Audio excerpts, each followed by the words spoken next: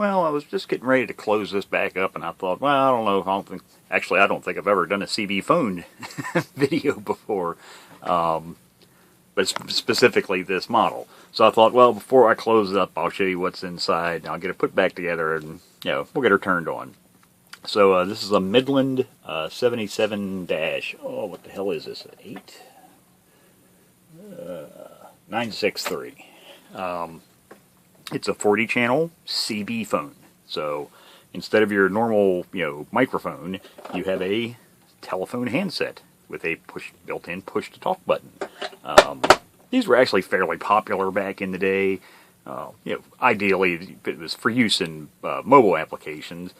One of the, I guess, main advantages of this is no background noise. Or, you don't have to worry about cranking the volume up and, blowing your windows out of your car or your truck, because the speaker is being held right up to your ear. Same advantage with a normal telephone. But, so here's the interior. It had several segments that were just completely going batshit in the display. The RF gain control was completely seized. The controls were so dirty and nasty that, this thing was pretty much dead in the water.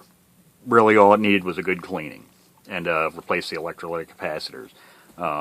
About 10-15 minutes with a little bit of Croil oil. It's a penetrating oil. Really good stuff if you've never used it. Just apply a little bit there, and then sprayed some deoxit in the control in the back. Hopefully that that'll soak in from one side and the Croil from the other side. And yep, it's good as new now. So no need to replace it. A lot of people say, well, why wouldn't you replace it?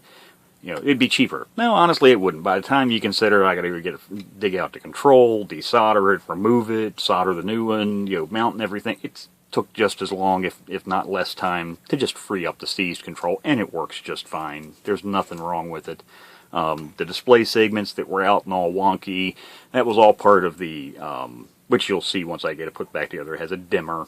That control was horribly dirty. The channel selector control, that's mainly with the segments that were out. It was just nasty, just completely fouled up. So that was cleaned up, and you can see from the interior, you can see the corrosion and whatnot. This thing was used in a mobile application. No ifs, ands, or buts. It's seen its fair share of use over the years.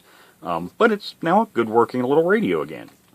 So it's kind of nice now. The chassis actually sits normally down like that, but it is nice for servicing.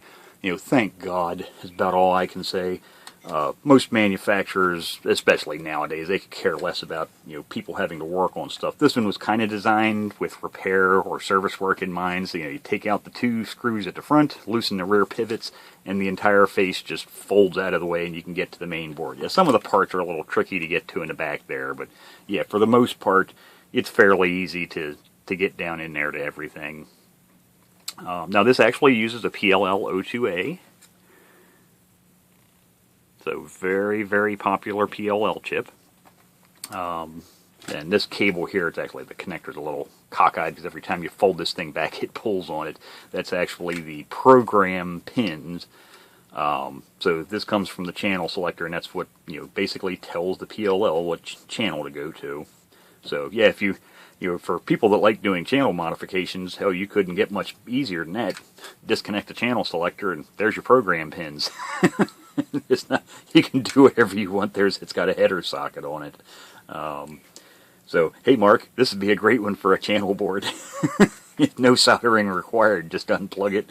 Put a single row, IDC connector on the end of a piece of ribbon cable to one of the Channel King boards and plug it in and go.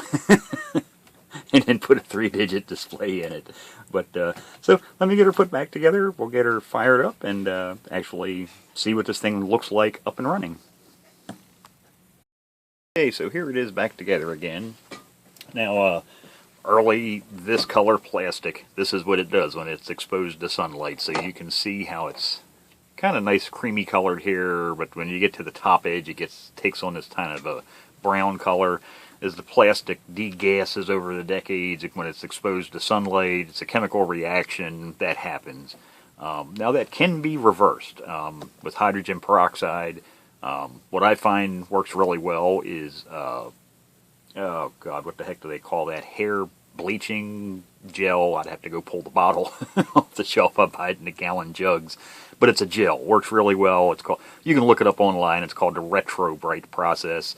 But what you do is coat the plastic with a healthy slathering. I use a paintbrush of that gel. I mean, you can mix up your own just using, but you need really, really strong hydrogen peroxide. So if you get the gel like I do, you get the highest hydrogen peroxide percentage you can get. But you can mix up your own using cornstarch and hydrogen peroxide. Now the stuff you get in the store probably ain't going to work too well. You're going to need to buy the really high strength stuff. That's why I buy that hair bleaching stuff, because it works, because it is a really high concentration. But be careful, it is hazardous. But then you put a piece of clear, like saran wrap or cellophane over top of it, and you set it out in the sun. And that basically reverses the process. But you have to be, kind of careful and rotate your products so you don't end up bleaching one spot and not the next, and it'll end up looking worse than it did when you started. But so anyhow.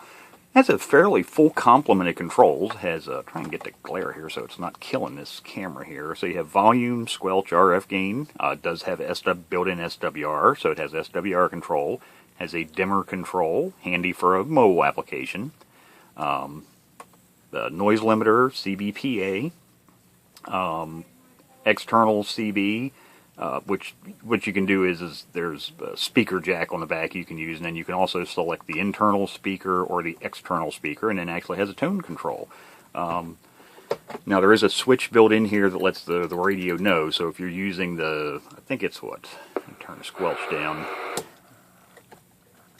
Yeah, so when you put the handset back in, so when you're talking on it, if you have it in handset, the sound comes out of the speaker, in the handset, and then as soon as you put it back in the cradle, it comes out the speaker there. So, but there you go. There's just a quick little overview of the radio. Thought I'd show this. Like I said, you don't see these very often. They're kind of neat. And think about it, man. How cool would it be to be driving down the road, some kid or a cop pulls up beside you, and you're there yakking away on a handset phone that looks like it came out of the 60s or 70s. Talk about getting some funny looks. That would just be so cool. So there you go, the Midland 77963.